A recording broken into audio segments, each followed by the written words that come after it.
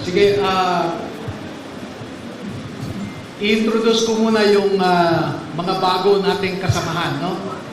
Dahil alam nyo na yung 18 na nauna.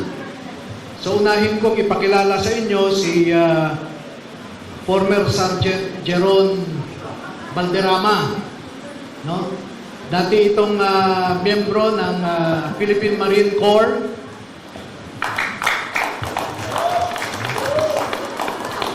Ito ay honorably discharged. Ha? Baka sabihin na naman nila, dishonorably discharged. Honorably discharged po ito dahil nagkasakit siya. Nagkasakit siya dahil ilang buwan siyang na-assign sa Mindanao noon. Sa Tipo-Tipo, sa Albarca, hanggang sa Maluso, sa Lantawan, no? At doon siya nakakuha ng kanyang sakit. Inilipad siya sa Viluna at pagkatapos noon ay pinayuhan siya ng kanyang opisyal na pwede siyang magpa-discharge na lang honorably. At pakinggan po natin ang konting kwento muna niya kasi kakarating lang niya sa Manila kagabi. No?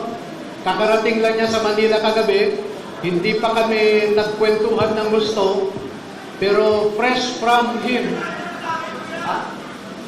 him ay magkwento siya kung ano yung kanyang naranasan noong empleyado siya ni Zaldico. So, Jeron? Magandang po sa inyong lahat, mga kabayan, may Pilipino. Ako po si Jeron Gaperia Valderrama. Bali po, tama po siya Tony na gagaling po lang namin sa palikadating lang po natin dito sa Manila, galing po ng mga probinsya. Year 2009 po, bali pumasok ako sa Philippine Marine Corps hanggang 2011 po. At doon naman po kay former Congressman Zaldico, kay Boss ASC, nakapasok po ako doon ng July 22, 2024 hanggang end of December 2025.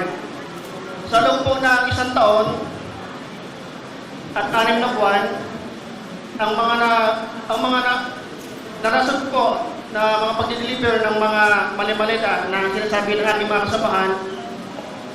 Unang-una po kay former speaker, dyan po sa 14 Nara Street, South Forbes Park po. Bali po 2 beses po ko dyan nakapag-deliver. Yung una po, bali 3 po kami sasakyan. Ako po yung security doon sa lead car na driver po noon, si Henry Bopina. Then nakasakay po sa akin yung 2 A na sinasabi ng aking mga kasama na sila John Paul Estrada at Mark Tiksay. 3 po kami noon. Ang nilalaman po noon is nasa 30 na maletas na ang mostly po karamihan doon ay 4 large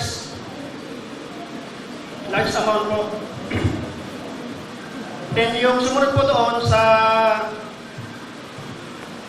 nasabi kong lugar, kami lang po ni Mark Tiksay and then si Ranjit Paga, yung driver ko po noon. Bali, ang delivery po namin doon sa 14 Nara Street, hindi po bababa sa 7 na mix na po yun. May small, medium, and large. At sumunod po kay Senator Erwin Tulfo, dito po sa, nung time na po yun, may meeting po noon si Boss, dyan sa may Mali Restaurant, sa may Tomas Morato, Timog, Quezon City. Kami po yung, advance team po. At meron pong meeting sila doon.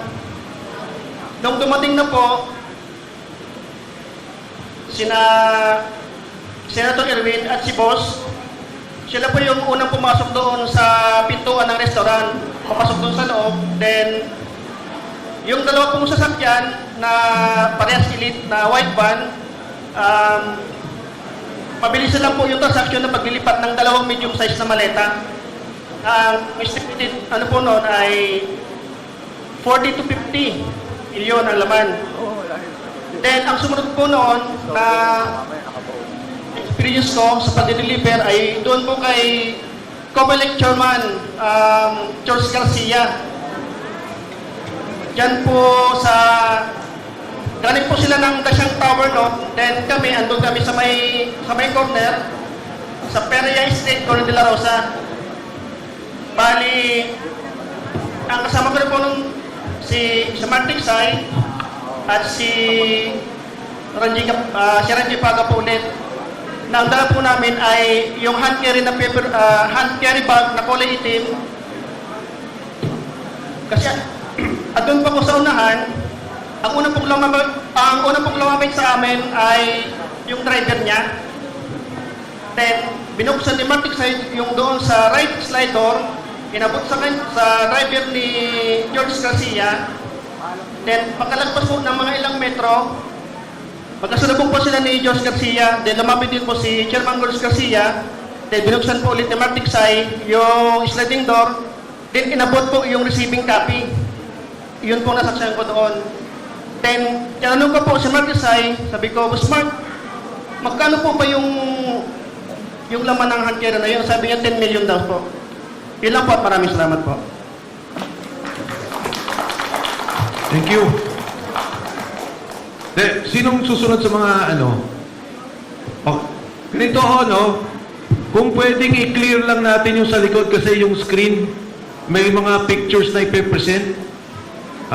Kung maaari lang po yung mga nasa likod, i-clear lang natin. Nakikita ba ninyo lahat? Okay. Boss, paki-clear lang muna natin.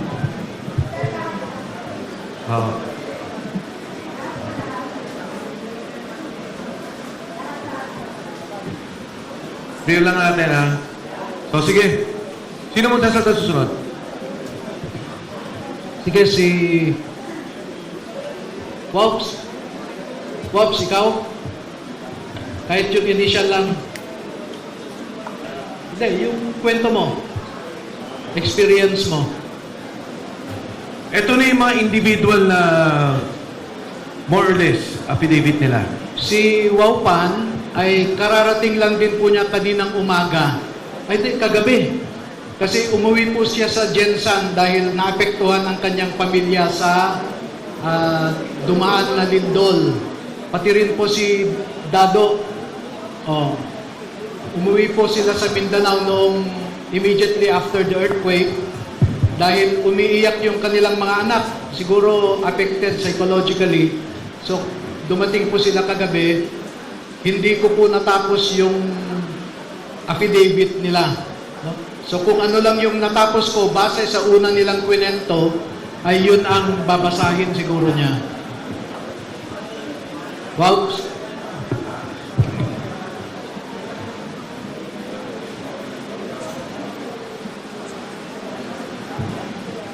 Magandang hapon po sa lahat. Salamat po sa inyong pagpunta. Ako po si Rosebert Makasasa Opan, Pilipino, nasa 8 gulang at ininirahan sa